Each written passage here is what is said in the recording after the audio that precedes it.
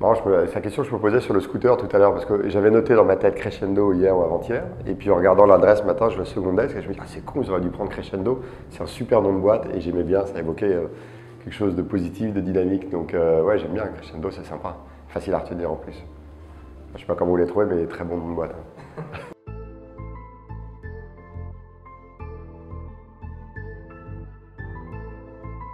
Oui, Geoffroy de Bec de Lièvre, bonjour. Aujourd'hui, je reçois Geoffroy de Bec de Lièvre.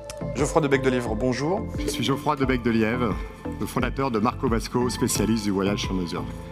Moi au début j'ai commencé chez KPMG, donc qui était bien parce que ça m'a permis d'apprendre à compter, c'est quand même utile hein, quand on monte une boîte, il faut savoir bien la gérer. Donc j'ai fait ça pendant quelques années et après très vite j'ai monté ma première boîte à je sais pas, 27 ans, 28 ans.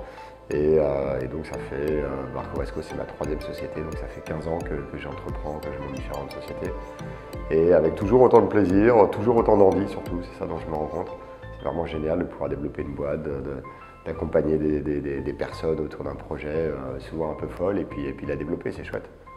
L'envie profonde, je pense que c'est clairement un besoin de liberté, de faire bouger les lignes, et puis vraiment un goût du développement et de la création, que je trouve plus intéressant d'ailleurs que le management quand on atteint une grosse taille.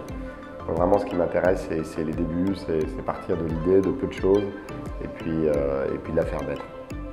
Ouais. Marco Vasco, c'est une société qui va bientôt fêter ses 10 ans, qui s'est développée assez rapidement.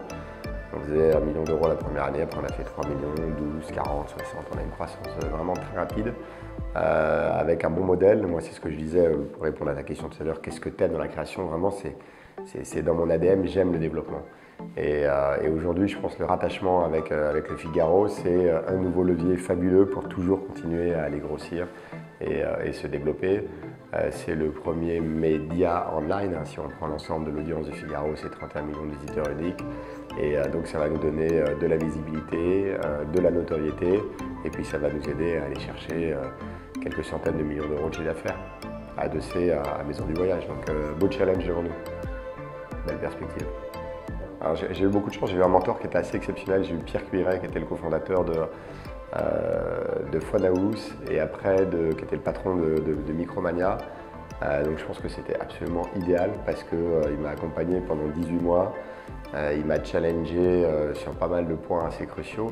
Qu'est-ce que ça apporte? C'est juste que nous on était en pleine croissance, c'était des années où on passait de 1 million, 3 millions, 10, 40 de chiffre d'affaires, on était vraiment mais en hyper croissance.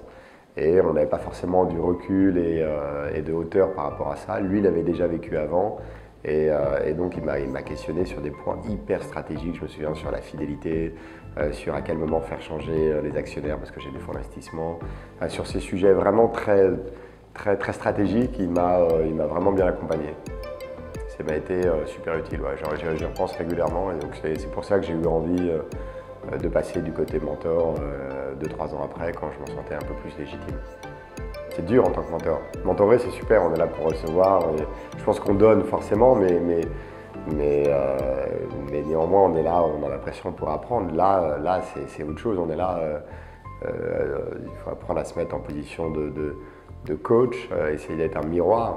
On peut être un bon chef d'entreprise, on n'est pas forcément un bon coach, etc. Donc déjà, je trouve que c'est un exercice qui est pas forcément évident pour soi-même et après qui est hyper enrichissant parce que quand on a la chance d'avoir un mentor de bonne qualité, enfin un mentoré qui développe une super belle boîte, bah, c'est super enrichissant, on apprend beaucoup.